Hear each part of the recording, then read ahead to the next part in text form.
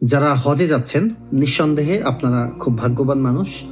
কারণ পৃথিবীতে এরকম যারা হজে যায় তার সংখ্যাটা খুবই কম। তো যদি সেই সৌভাগ্যবান ব্যক্তিদের মধ্যে আপনিও শামিল হন, আল্লাহ তাআলা আপনাকেও সেই তৌফিক দান করে থাকেন, তাহলে এটা অনেক বড় একটা নিয়ামত। তবে দুঃখের বিষয় হচ্ছে যে এই নিয়ামত পাওয়ার পরেও আমরা অনেকেই এই নিয়ামতের কদর করতে জানি না। যার কারণে দেখা যাচ্ছে যে আমরা হজ তো ঠিকই আমরা যাই, আমাদের যাওয়া আসা বৃথা হয়ে যায়। হজ আসলে আমাদের কবুল হয় না। কারণ কি? কারণ আমরা হজে যাওয়ার আগে হজ সম্পর্কে, হজের বিধানগুলো সম্পর্কে পর্যাপ্ত জ্ঞান অর্জন করি না।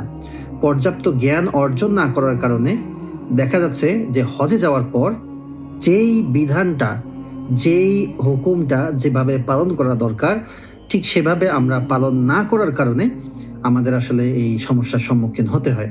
তো এজন্য সকলের প্রতি রিকোয়েস্ট থাকবে, যারা হজে যাচ্ছেন আপনারা বিশেষ করে হজের যে সমস্ত বিধিবিধানগুলো রয়েছে সেই সম্পর্কে যথাসাধ্য জ্ঞান অর্জন করে যান। ইনশাআল্লাহ আপনার একটি হজই পারে আপনার জীবনের সমস্ত গুনাহ মুছে দিয়ে আপনাকে একজন জান্নাতি মানুষ হিসেবে তৈরি করতে।